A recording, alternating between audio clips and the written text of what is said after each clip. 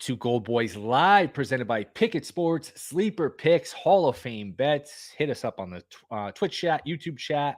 Josh, Brian, boys, we'll do a little baseball. It was a fun night last night. The awards flipped like we discussed. What do you guys want to do? You want to do baseball first, or should we start with the Cardinals? Because I think the Cardinals are a fascinating story. I'll leave it to you guys.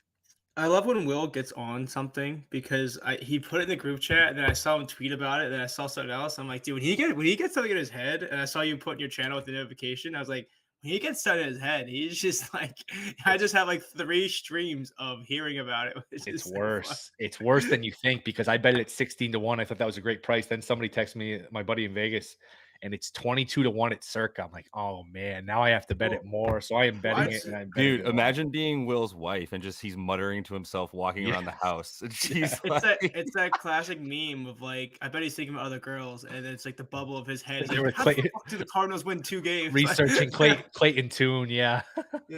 Well, I told you that like I rarely go into like kiosk, but when I was at the kiosk for FanDuel over the summer, like a long time ago, I bet the Cardinals under 4.5 wins. So I got that a while back at the kiosk. I was like there. I'm like, oh, what do I put $100 on while I'm at the kiosk? And my friend that I was with was a Cardinals fan, so I just picked the funniest thing, and it ended up getting crazy closing line value because now they're 3.5, and they just keep 3.5 now. Yeah, I have under 5.5. I know we're not supposed to give out stale numbers, and I'm not, but I'm just look. It doesn't mean it's gonna. It should win. I'll say that that should win. That should. Yeah, I took it under 4.5 a while ago with those. Like, I think it was like plus 135. It was like when it first came off 5.5, so it was still like really juiced to the over for 4.5. So I'll take what I'll just say this now: if they win 6 games, I am gonna have to seriously start like an OnlyFans or some sort of GoFundMe or something like. Honestly, if they do win 6 games, we gotta start a GoFundMe for WillHill. Is there gambling OnlyFans? Do people put their picks on OnlyFans? That'd be That's amazing. a thing, yeah. I think picks and picks. It's probably someone who's naked while they're doing it, but not the worst idea I've ever heard. Depends who's doing it. What is the next question that comes up is, so Kyler's missing at least 4 games. I don't think they're going to play him. Okay, so he just doesn't come back.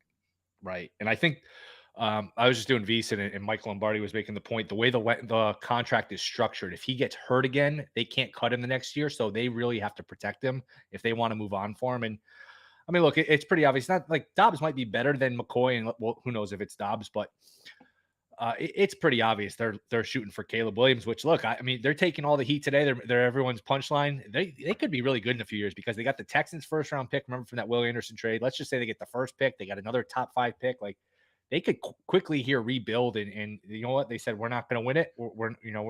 We see this in the NBA more than the NFL, but yeah, look, I like that they're picking a direction and they have a plan here. So I don't hate this at all, honestly. I can't remember a team that's pulling the trust the process in football like this. Miami a couple years ago. Who were they? They got to 5 wins. Tua, remember tank for Tua? Tank for Tua. But it didn't work. Remember they were like 0-9, and people were like, oh, this is the worst team ever. Then they won like 5 games. They actually went over. Wasn't that the year where they like won that crazy game with the Patriots, and everyone was wondering why the hell they even tried? That was the same year, right? Isn't it insane that in football it's not more of a common practice when you guarantee yourself a pick versus the NBA where you have to hope a ball falls right for you still, even if you do lose every game? I think more in football than any other sport, though. It's almost harder in terms of, like, we always mentioned it before. It's like if you're on the field, you're not tanking. The owners are tanking. I think football has a little bit more parity where even if you say, oh, we're playing these guys, and if you don't try in football, you get hurt. If you're just going to walk around and mess around, you're going to get hurt. So you can't not go all out in football. I agree with that. You can play crappy players though, that's for sure. If you can cut Colt McCoy as well, and that'll help big time. So yeah, I would agree with all that. Like was there ever plus money on them to have the worst record? There still is. I think they're still 2-1. Yeah. We were talking about this not too long ago too, where it's one of those things where it's the best bet right now. That is the best bet. It's going to be very hard to get under them. I will be right back. Once they get to 8 wins, it's going to really flip. Yeah, when they bury Washington 24-0 the first time. When the Cardinals are 6-0, it's going to be really tough. That was talked about on a podcast where it was like might get some value taking the Cardinals opening week. It's just the weirdness of it. Bad teams win early, blah, blah, blah, that kind of thing. No preseason, really. None of these teams play. Yeah. It's not the worst bet. I mean, the most popular teaser in the world is going to be Kansas City that opening Thursday night with Washington. Both teams basically just needing to win pretty much. What the hell? You can still get FanDuel under 4.5 is -140. So I have that same line. How are they getting to 5 wins? I mean, whoever plays quarterback is probably not going to stay healthy because their offensive line's terrible. They were bad last year and they've lost all their good players. Watt was maybe their best defensive player. He retired. And you guys make a good point. Like, teams don't tank on the field; they tank, in the front office. Because we were sitting here the Sunday before the final game with the Texans. I remember McAfee being like, "Oh, well, they're tanking; they're not going to win." I was like, "I mean, what do you mean by they're tanking? Obviously, they're incentivized to lose, but the players don't really care." And of course, they went out and they won. So it'll be interesting. They're not favored in any game. They're only like a 2-point dog at home to the Rams. So that's one where maybe they can win one. Chances are they luck into a win or two. They stumble into a win or two. That's just the nature of the NFL. But look, if you can get a 22-1, like, it's not impossible. This team is just a touchdown worse than everybody they take the field against. Yeah, I'm legit scared that they beat the Giants in week 2. That's a tough travel spot. I mean, you got to go from New York to Arizona. It's across the country, whatever. So, do you guys accept crypto for your subscription? I want to win with you guys, please. That's a question for Brian. Brian, do you have the answer to that? Why is it a question for me? I don't know. We can ask. I can tell you that much. We could ask. Oh, I could have said that. You're supposed to know this stuff. How am I supposed to? Why am I supposed to? I don't have anything. You're the treasurer, unofficial treasurer. No one made the treasurer. We're gonna ask JD. I think it's funny because you're like probably one of the last people that I would go to ask that question. Thank you. The Cardinals are 18-1 to win 10 games. I'm gonna lock that in just to make sure we have both sides of the coin here. You're a maniac. And can you parlay the no playoffs? You could probably parlay I think they're. You can do all unders on FanDuel and DraftKings. You can parlay, say, under 5.5 or something. And you can also pick. They have these markets exact number of wins. So I think 1 was 10-1 this time yesterday. 2 was like 6-1, something like that. If you want to just spread a unit over both of those and figure, hey, they'll get 1 or 2. I mean, I don't know. I'm thinking out loud here, but I don't see 0. Yeah. Well, if you do the quick like run through of their schedule, you're hard pressed to find a win until like week 11 when they play the Texans, and I think the Texans are better than them. So plus the Texans are motivated because they lose their pick. Right. They don't have any reason to lose. The current odds right now is on FanDuel. I'm on shout out Pickett Sports because they had the best number. I just was shopping there. So Cardinals to win 0 games is 20-1. So 20-1. To win exactly 1 game is plus 900. Exactly 2 games is plus 550. 3 games plus 460. 4 games plus 440. That's the current odds for those 0-4 for the Arizona Cardinal. Interesting. That first however many weeks is like all of the best defenses in the leagues and whatever the Giants have, with the Commanders, Giants, Cowboys, Niners, Bengals. Maybe they beat the Rams. They probably start 0-5 unless depending on how they deal with the Giants. I think the way that my bet that I just placed for at least wins or anything like that could lose is the Rams fall completely apart and tank as well. But if Cooper Kupp is healthy, you can't. He's not going to tank, and I don't care really who's throwing to him at that point. So I don't know that I would take that. And they're at Rams to open in the beginning of the season, so I don't know.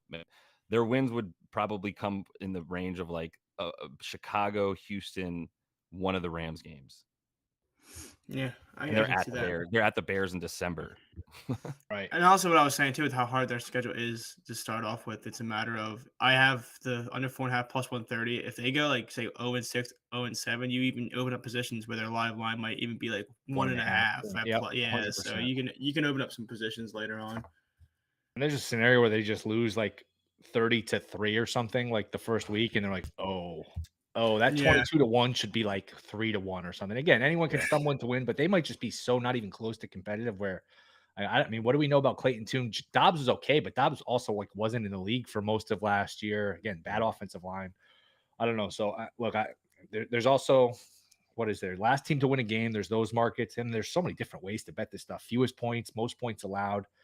I think it's going to be really bad. I really do. And I know a lot of people don't want to tie up their money from now until January, but man, I don't see it here. I don't I think will say it could also be fun. I think it's always more fun to root against things than to root for things, especially in futures. I think it's fun to Well, it's have a shitty something to root team. You sit there against. every week, you're Yeah. rooting against the Cardinals. It's gonna be the easiest thing in the world. That's gonna be interesting. I don't know if you guys are in Survivor, but that's gonna be interesting where that might be tough to eliminate people. People just sit there and bet against Arizona every week and like nobody gets eliminated.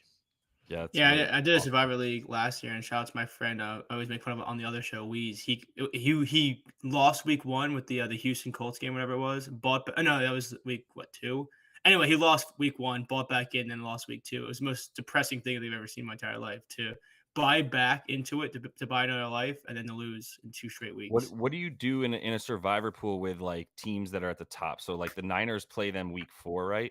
When you're in a survivor pool, with a team like the Niners, do you take them in a maybe like against a middling team, right, rather than That's one a at the whole bottom? show, man. That's a whole All show right. for how to do it. Some people say, "Hey, I just want to survive." The other people are like, "Hey, it's not about surviving. It's about actually winning and competing against the other people. Where I need to think outside the box and I need to plant plan my route here, plan my whole Right. season in advance. So it's fun. Are you guys in any? Yeah. I always do one every year, and last year I was really close because I picked the Bears one week when they won, and I was the only one that did that. So like it was one of those things where once you get to like week 6 or 7, I think that's where you start taking more chances. I think they played Yes. they played Houston that week, so it was one of those things where did I love the Bears? No, but I think we lost 65% of who was left at that point. I didn't end up winning it, sadly, but you know what I mean? It's like I think once you're past week 4 or 5 is when you have to start thinking, all right, we can't just pick off the easy ones and start thinking more strategy. The fun thing about Survivor too is like you're always in first place. As long as you're alive, you're literally in first place. Like Yeah. you're in great shape. So I'm in one too. I'm in a pretty big pot league. If you guys want to swap, I'll join yours, and you guys want to join the one I'm Yeah, in but too. I would jump in. There's a pretty eye popping figure for the winner. So Like that. they're fun, man. I'm excited. Football's here. Should we get to baseball? Yeah. Yeah, let's go to A decent baseball. slate, I think. I mean, I already have one spot locked in and looking at some others. No day games, right? No day games. No, of What the course hell not. are they doing with day games? I'll start with the best bet. I played under 4.5 at Canby, Cleveland, Minnesota. It is Gavin Williams against Lopez, whose numbers are better. His advanced numbers are better than his surface numbers. Yeah. Neither of those teams are great on offense. So I found a 4.5. It's a lot of 4s out there, but it's again the value of Pickett to shop around. I like the 4.5. It's like minus 127. So I will play that. Kevin Williams is so good. He is good. He got roughed up by LA, but look, LA does isn't? that to everyone, man. And LA is, you guys, top of your head, what is LA's record in August? Like 2 or 3 losses. They are. Yeah. What are you going to say, Brian? I was going to say right around there. I thought they haven't lost 3 games yet, right? They're 22-4. 4. Yeah, I think 21 of the 22, or they've covered the run line too. Like they just have been stopping. I will say, I bet them last night when Miller allowed 3 runs and then the Arizona went up 4-3 and they were plus 115. And I was like, they haven't batted yet this inning. They're still down 1. Like I was like, I'll trust them to get it back. And they did. And they did. Yeah, it's funny. We were talking about the Braves team total yesterday at 7.5. Like, oh man, I wouldn't want the under. They didn't have a run in the first. They didn't have a run in the second. They're 2 outs in the third. They still haven't scored. Wait, there was a Nerfy in that game. That's no, that he wasn't. I thought there was because it was 2 outs, 2 strikes. The guy for Colorado hit a home run.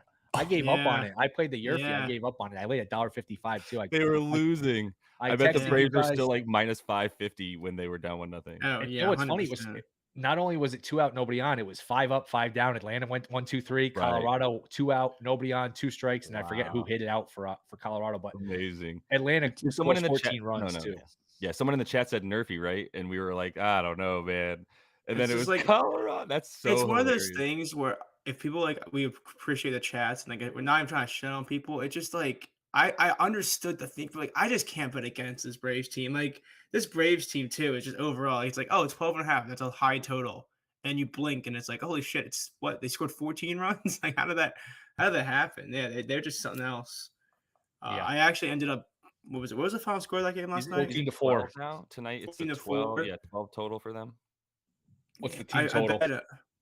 I always find it's funny when you have a good day. Where I actually had a really good day in baseball. I hit like my boosted parlay and I hit my free bet and all my straights. Where at that late slate, I was like, I'm just gonna bet the over 60.5 in this game. Like it's plus 115 there was still 6 outs left for the Braves. I was like, they can get 3 runs or whatever it was. Like, it was Should we just take the over 7.5? Are we overthinking it, just not taking the over 7.5? Plus 102. All right. Yeah. Pretty good. I will give another play here, and Josh, I want your plays too. Yeah, I did this last night. I got killed with the Padres team total. Wainwright just shut him down through 5. And man, if you bet Padres first 5, and you laid the half a run. You shut down the Cardinals and you get no runs. And then Padres are just so maddening. 6 innings, and then in the 6th they scored. I was happy that me and Ryan went with the player performance double option, but we were talking about that too. It is so funny that sometimes you can back a team and you still feel like you got it right, but you still lose your bet. Where like, I didn't really think it was that sweaty if you were just backing them full game. But yeah, that first 5, I was like, what are you doing? Like, what are you doing? And I had a decent chunk on the over first 5 team total for the Padres, and I turned it. I was watching on my phone. First pitch of the game, it was in play, no out. I'm like, oh man, this is gonna be the easiest. They're gonna crush them. They're gonna get 4 runs in the first, and they got nothing. We talked around it yesterday. I ended up playing it, just parlaying all the big favorites on the money line. I think this is the time of year where you can do that. Some of these teams are just dead. They don't care. They're out of it. So like a Braves, Mariners, Orioles parlay plays. Let's see. Again, shop around for the best numbers. While you're looking at that, I'm going to plug this. If you guys ever use props.cash, I actually did an article, standalone article I was going to share on Twitter and in Discord again, where I did like the stats backing up for the last 5 years that you're 100% correct. The last 2 months of the season, the run lines and the money lines and the favorites become highly profitable. Like, not high. I don't want to make it sound like it's a cheat code, but the differences between the full season averages to last month or whatever is quite literally. But you have to parlay them correctly if you want. Or like you do like so that's what I did a lot last year was a player performance doubles like I did last night with Snell. Right. Rather than getting the minus 210, took the 6 strikeouts with the win, minus 115 or whatever, like kind of reducing that. So it is kind of interesting. I'm a nerd when it comes to betting with that kind of stuff. In terms of trends this? How about Orioles, Braves, Mariners plus 160? Just all 3 of them win. I mean, we talked about yesterday. All it takes is one to screw it up. Obviously, it's not. It's not a lock. It's not a guarantee, but it also makes you think: how does insert one of those 3 teams lose? That's what me and Ryan were saying yesterday on our second show. It's like how do they lose? Like, Kramer's been good. He's not. He should not be the butt of any jokes. And then you said the Bravos with Charlie Morton on the mound. And then George Kirby is against that's maybe that's the one that scares me. But they're 8-0 against Oakland this year. Maybe they're due for a loss. I will say if it was anybody, it's really the Oakland pitching. I know Waldrop's been like kind of a trash can this year, but enter any pitcher for the A's right now, and it's like who's going to be the one to put up a good spot. Yeah, no doubt. I was going to mention you mentioned the Guardians game. Will, that's actually a play I put out earlier. I've been trying to do a little bit more like same game parlay type things, and I do think I like the under, like you said, in the first 5 there. But at plus 130, I played Pablo Lopez under 6.5 strikeouts with Gavin Williams to get 6 or more. I just think it's one of those things where Lopez pitches so efficiently, but he played against his team earlier, only got 5 strikeouts, and I think with a guy like that likes to attack hitters, the Guardians just put too much the ball in play too much. I think he's gonna be efficient, but I don't think he's gonna get the whiffs. And then on the vice versa, the Minnesota the team as a whole, 29% strikeout rate against righties. They can mash, but they just for every time they put a ball like 110 miles an hour in the air, they also whiff like 3 times. So I just think it's a good look at plus 130. I have it fair odds around like plus 112, so I played that. What was I going to mention with Seattle? Man, Seattle just continues to roll these teams. Texas had a big win last night. That was a weird game because they were down 3-0 pretty late. They got a run, then they got another run, but it was 3-2 in the 9th. Second and third, nobody out. All right, they're going to win the game, and the game turned again because it went strikeout. Now it's 2 outs, second and third. You need a hit. I think they walked Seager intentionally, and then Lowe got a base hit. That might be a game. And I think Texas is kind of cheap today. It's gotten bet. It was minus 122 this morning. It's up to minus 140 in a lot of spots. That might be a game last night with Texas struggling where they can turn it around where, all right, we won a game we weren't supposed to. We had a rally. This might be the point where like they have a little second wind and they start to play better. Mets are a dead team. I kind of like the Rangers against Quintana today. Yeah. My buddy took that and hit me about it. Quintana, whatever you want to do with that, second best pitcher on the Mets right now.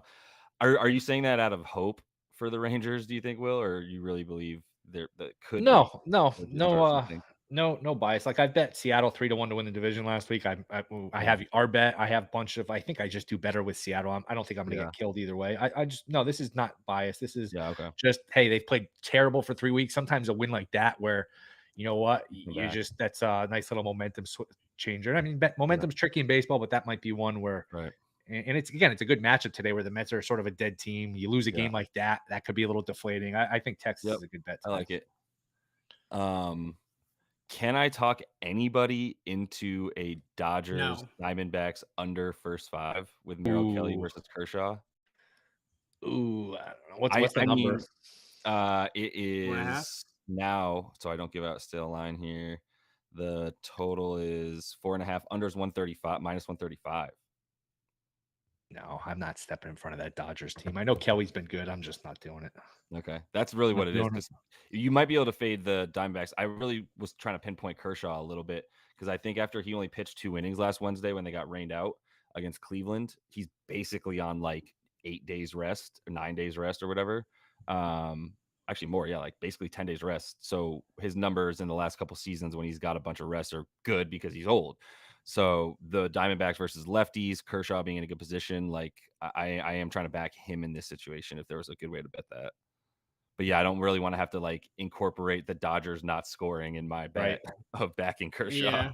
And I thought like Kelly's been good. Maybe take $1.60 or so with Arizona. Again, I just don't want to step in front of that's just not enough for me. I don't want to step in front of this LA team. I mean, maybe at like if this were like 2-1, all right, maybe I'm getting 2-1 with Arizona. If they get a lead, I could buy back on the dot, whatever. But I don't know, plus 160. I'm just not looking to step in front of it. I get it. Yeah. Maybe I do. I mean, if you were another factor in favor of taking the dog here is like Clayton Kershaw is minus 188 in a game. I mean, I guess it's his lineup that is, but I mean that there's not that big of a pitching. Like Merrill Kelly is better than Kershaw at this point. So to be the better pitcher with a plus 160, that's always not, it's never a bad play, but you're getting in front of that Dodgers lineup, like you said, which is a freaking train. Yeah. I mean, they're like the Braves right now too, where you can feel good about your bet. Go get a beer, come back, and it's like, how are we down 3 runs? Right. The betting against the Warriors used to be like this too, where you're getting a bunch of points, you're leading like second quarter, then you look up at the third quarter. It's like, how are they up 18? Like they just hit you with these like avalanches. That was the greatest betting year of my life because I think I bet every single Warriors third quarter. Oh, that was a way to before the game, like every game. I was covering the team at that point. I was like, is anybody else watching this? Yeah, it was awesome. Like it's the best thing in the world.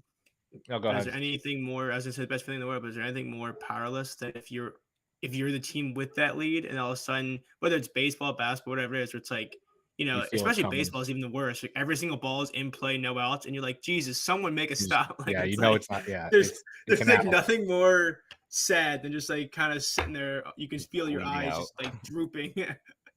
Yeah, but that's why it's like a whatever. We don't have to go into the conversation, but it's like a lesson in value. Like if you took somebody when they're at their peak, then you just lost all the value. They're at the ceiling point. You know what I mean? Yeah.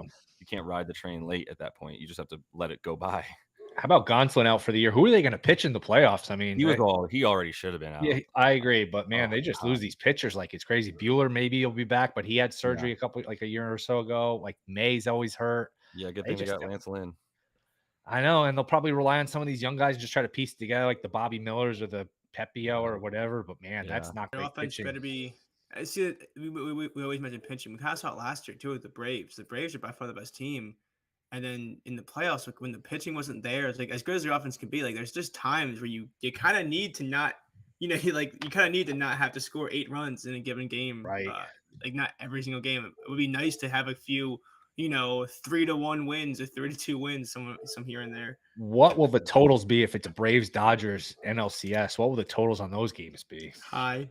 How about this? How about this for another thought exercise? Let's say it's a Phillies. Let's go through some of these playoff series because I think Milwaukee's sewing up the Central. They are just, unless the Cubs win the next 2, Milwaukee's just going to be too far out in front. They're going to win that division.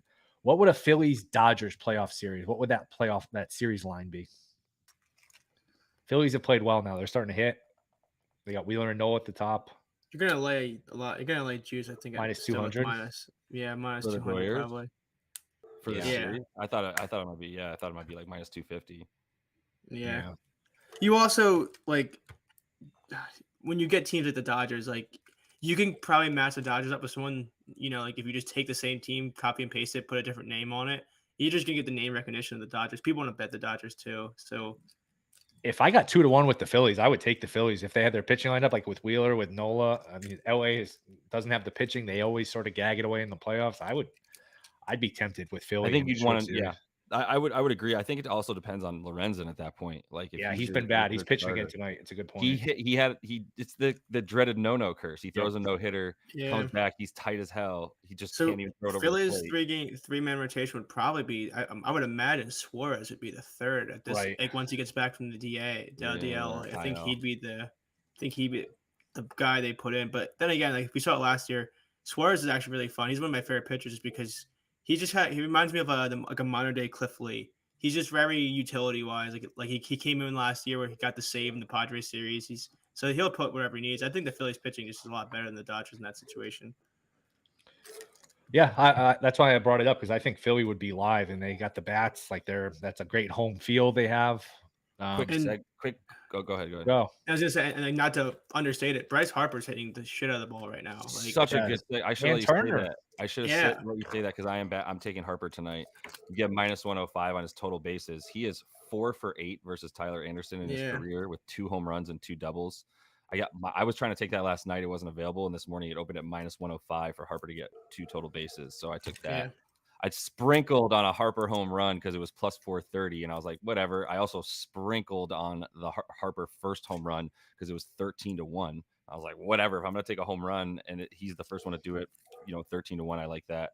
And the Phillies first 5 money line -137. Tyler Anderson, bad. Phillies versus lefties, very good.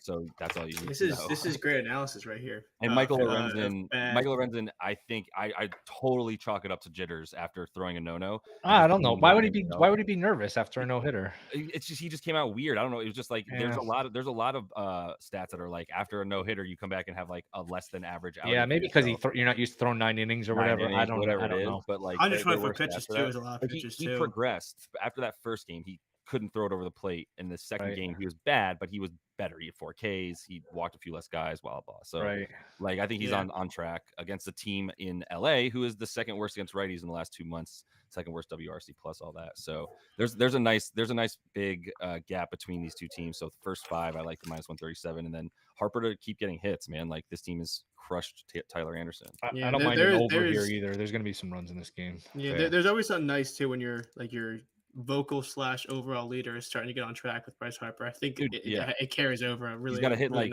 15 out of his last 18 games. Yeah, he's crushing. Another game that's interesting: Rays, Marlins. Rays have like rebounded nicely here, despite all the suspensions, the injuries. They've won 8 out of 10. I took them as Alcantara's actually pitched well for the Marlins. It's Alcantara versus Savali. It's a low total 7.5. I don't know if you guys have any thoughts on that. I took the dog. I already took Savali in the money line there. Okay. I got it at -104. What is it right now? It's +102. Oh wow! I should have waited. Might hit it again. It's like 8 cents, but like, I mean, every cent counts. Yeah, the idea there is Savali on the road, which is hilarious because he's probably taking a bus to Miami or whatever. I mean, he'll take a plane, but it's like a half an hour plane ride. But it's still the road. He hasn't been good in Tampa. So since he's been pitching away from home in his last like 5 starts, he's got like a 1.62 ERA on the road.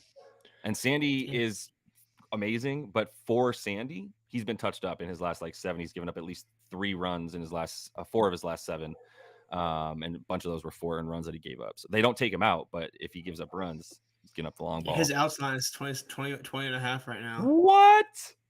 Yeah, I saw that earlier. 20.5. He could give up 4 runs and not get taken out. Yeah, it reminds me of last year. He was the only guy getting these 20.5 lines, but this year he's not really been getting it as often. But today he has one. I haven't seen one this year, so that's incredible. So he's been a mixed bag this past 6 starts. Like he had a shutout with only gave up 1 run against Tampa, July 26th. 8 innings, no runs against Philly. Then 6 innings, 5 runs against Texas. 9 innings, only 1 run against the Yankees.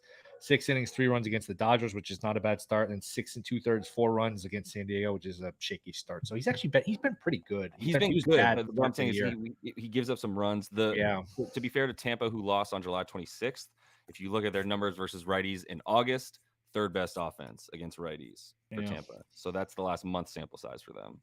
Yeah. What else did I want to mention here? Cubs Brewers. That's a fun pitching matchup. Like I said, Cubs need to win these games. Otherwise, Brewers are up 5. They never lose. Yeah. Unless you cut this to 3. Like if Milwaukee comes out of this series with a 5-game lead, they're going to be basically impossible to catch. It is Steele against Burns. That's a fun pitching matchup. Yeah. What do you guys think about that one? Anything? I didn't touch it. It's a coin flip to me. Yeah, that's a really interesting one. I was looking at some props for that game because never mind, they moved it. Justin Steele had a pretty decent 17.5 outs line, but they moved it to 18.5. It was like minus 130 or something like that, minus 140, but now it's 18.5. I can't touch that. I'd be tempted to take what's Milwaukee's at plus money. I mean, Milwaukee, with how hot they've been playing, you get Burns on the mound. I think Milwaukee at plus money. If I had to play, what's I didn't the over-under in that game? Did you 7. say it?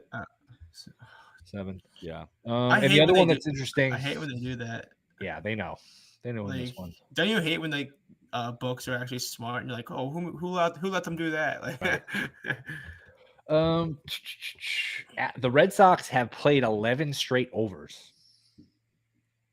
I played the over 5. I know you did. 5 yesterday. I know. That was and so they let fun. that kid hang out the dry bear claw. They just let him get his ass kicked.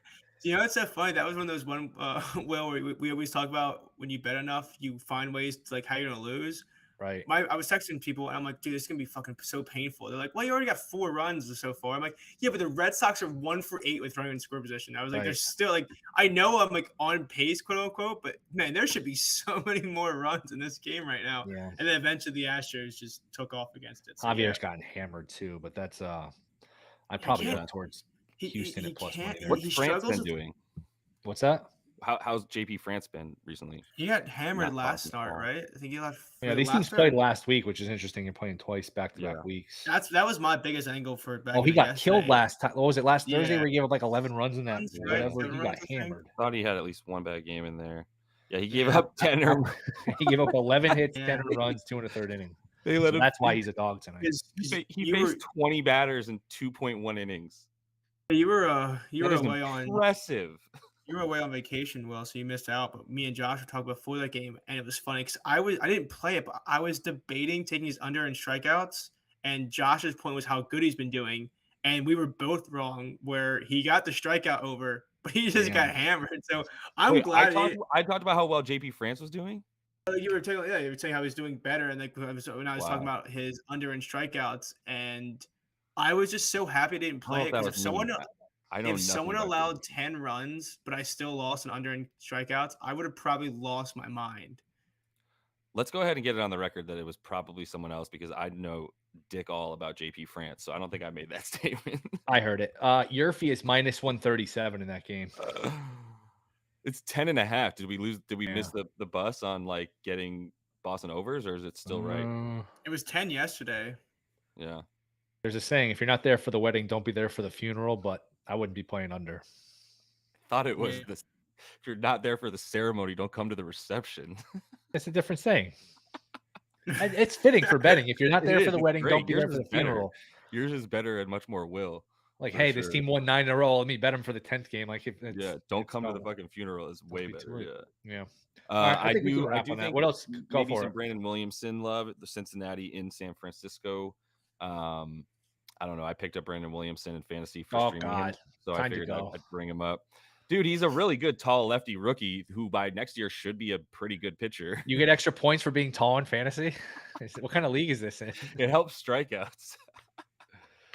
That kid for San Fran threw the hell out of the ball last night, by the way. Harrison, my goodness. Dude, yes. We were talking about, I was like, what do you know about this Harrison dude? And we were like, not enough to bet on him. But I liked the under. That was one where, I liked it. And I actually I took it 5 under 4.5. And all the runs were scored 4 runs. It was good. We'll close on this with how Will was talking about the whole don't go to any funerals or whatever he was saying over there. But it makes sense where we kind of talk about the Braves too. It's just because you're iffy on a line or you like one side or the other doesn't mean you have to bet it. It's kind of like if this game for Boston scores 16 runs, I'm not going to lose sleep that I didn't play the over. Right. But I wouldn't necessarily.